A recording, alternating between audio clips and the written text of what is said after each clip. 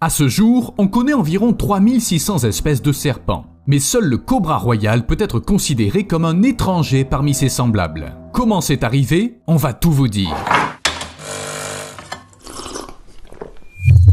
Le cobra royal est vraiment une espèce de serpent unique. Alors que l'immense majorité d'entre eux chassent des mammifères, des insectes, des lézards, des grenouilles ou même des poissons, ce serpent a choisi le menu le plus étrange et le plus effrayant. Il dévore les siens. Et il ne choisit même pas. Tout ce qui n'a pas le temps de s'enfuir assez vite devient sa proie. Et par assez vite, je veux dire vraiment vite. Le cobra se déplace sur Terre à environ 5 km/h et il nage assez bien. Voici à quoi ressemble un combat typique avec un serpent ratier. C'est un serpent aux écailles noires et jaunes. Regardez, le cobra semble véritablement hypnotiser sa proie et ensuite il s'élance d'un coup. En quelques secondes, le pauvre serpent ratier n'est plus capable de résister. Il ne reste plus au cobra qu'à avaler sa proie. Et il le fait sans mâcher, en un seul morceau. Grâce à ses mâchoires flexibles, il peut même manger une créature plusieurs fois plus large que sa tête. Offrez un Big Mac à un cobra royal et il l'avalera sans scier. D'ailleurs, est-ce que les serpents peuvent scier? Et voici l'autre élément du menu du cobra, le Pantherophis obsoletus. Il est plus fin, plus grisâtre, enfin aucune importance. Le cobra va le manger de toute façon. Lentement et avec plaisir, sans même attendre que le venin fasse effet. Regardez, la proie continue de se tortiller après que le cobra a déjà commencé à l'avaler. Il est en train de le manger vivant. C'est tout simplement impossible d'échapper au cobra royal. S'il part à la chasse, il est sûr de trouver sa proie, peu importe où elle se cache. Même sous terre, voici un cobra qui fouille dans un terrier pour se régaler d'un serpent à lunettes. Comment il a su qu'il y avait quelqu'un sous terre? C'est un prédateur incroyable et très effrayant. Et d'ailleurs, le serpent à lunettes est aussi une sacrée créature venimeuse. Certains chercheurs affirment qu'un gramme de son venin séché peut tuer 140 chiens de taille moyenne. Et le cobra royal, qu'est-ce qu'il en pense de tout ça? Eh oui, il s'en fiche complètement. Impossible de se cacher sous terre, peut-être qu'on peut s'abriter dans l'eau? Non. Comme je l'ai dit, les cobras royaux nagent plutôt bien sur de courtes distances. Et ils se mettront facilement à l'eau pour capturer un autre serpent à lunettes. Les cobras obtiennent toujours ce qu'ils veulent. Que dire? Même les éléphants ont peur de ces serpents.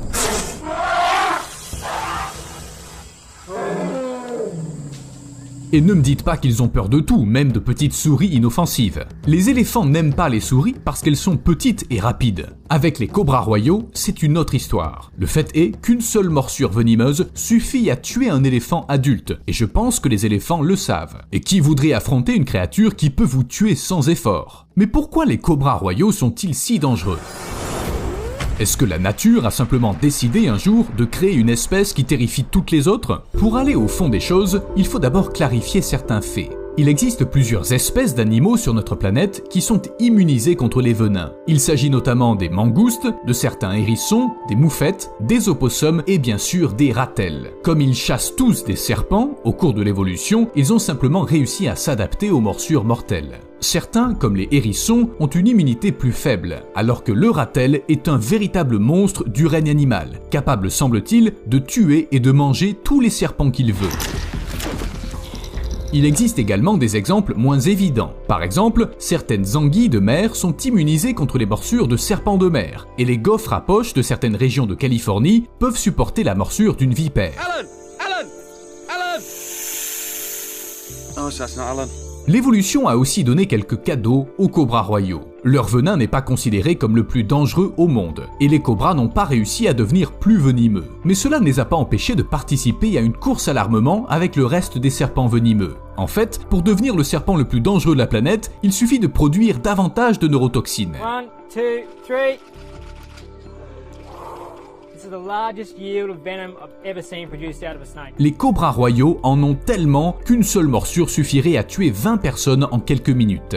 ou un éléphant, mais en quelques heures. Le venin du cobra royal affecte les centres respiratoires du cerveau, provoquant un arrêt respiratoire et une insuffisance cardiaque. Mais ce n'est pas tout. Ce n'est pas par hasard que j'ai listé les espèces qui ont une immunité au venin. Ça peut sembler étrange, mais le cobra royal est également immunisé contre eux. Le plus grand serpent venimeux du monde est également totalement immunisé contre le venin des autres serpents qu'il aime dévorer. Alors, en somme, qu'est-ce qu'on a? Un énorme serpent venimeux, lui-même immunisé au venin. C'est vraiment un cauchemar. Pas étonnant que les cobras royaux soient de véritables machines à tuer. Enfin, à tuer des serpents pour être précis, parce que heureusement, ils ne s'attaquent pas aux humains ou aux éléphants. Les cobras royaux semblent prêts à attaquer à tout moment, y compris peu après leur naissance. Oui, vous avez bien entendu, il ne faut pas longtemps à ces serpents pour commencer à tuer leurs semblables. S'ils ont faim, ils vont chercher à manger. Tiens, c'est quoi? Un Epizurus?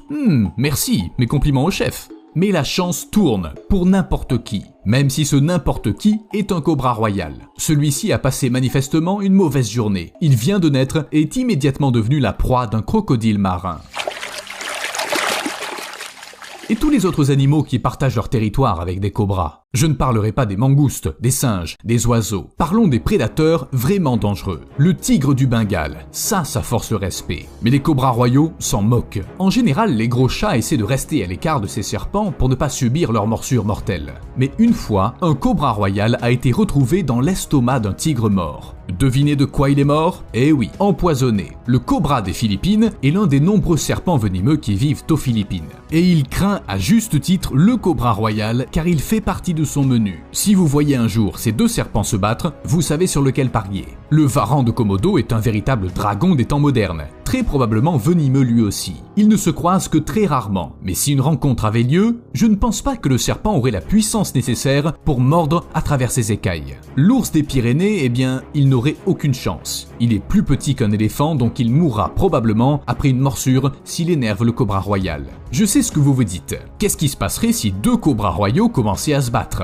Les scientifiques savent que parfois la femelle tue le mâle si l'accouplement ne se déroule pas comme prévu. Parfois c'est le mâle qui tue la femelle. Mais il existe aussi de vrais duels de serpents. Non vraiment, même de véritables joutes selon des règles bien établies par les cobras. À un certain âge, les cobras royaux mâles commencent à voyager à la recherche d'une compagne. Et parfois, au lieu d'une femelle, ils tombent sur un autre mâle. C'est un peu gênant. Enfin, si une telle rencontre se produit, ils se livrent à un duel au cours duquel aucun des deux ne mord. Les mâles s'entrelacent en quelque sorte et font de leur mieux pour plaquer l'adversaire au sol. Ce comportement est souvent confondu avec une parade nuptiale, alors qu'il s'agit en fait d'un combat de lutte classique. Sauf que les règles ne sont pas très claires. Mais là encore, qui pourrait les expliquer? Les cobras ne sont pas vraiment bavards. Mais on peut obtenir certaines informations sans parler aux serpents.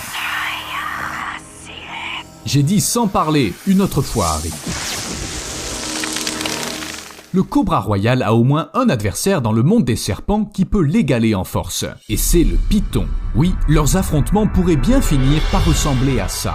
Difficile de dire qui a gagné. Il semble que tout se joue sur la vitesse. Si le cobra royal parvient à mordre son adversaire au niveau de la tête, celui-ci est assuré de mourir. Mais le python peut aussi s'attaquer immédiatement au cobra royal, simplement en le serrant dans une ultime étreinte. Ça ne surprendra personne. D'après les études, un python moyen applique environ 300 mm de mercure, un peu moins de 500 grammes par centimètre carré à sa proie. Quand on y pense, ce n'est pas beaucoup, mais un python n'a pas besoin de serrer sa proie jusqu'à ce qu'elle suffoque, juste assez pour causer des dommages irréparables à ses organes internes, et ça arrive très vite. Yeah, it's amazing how strong it is. Et pourtant, le déclin rapide de la population de cobras royaux n'est pas à attribuer aux pythons. Ce ne sont pas des singes qui détruisent les autres espèces. Cependant, le nombre de cobras royaux a diminué de 30% entre 1935 et 2010. Devinez l'espèce, ou plutôt le phénomène, qui en est la cause.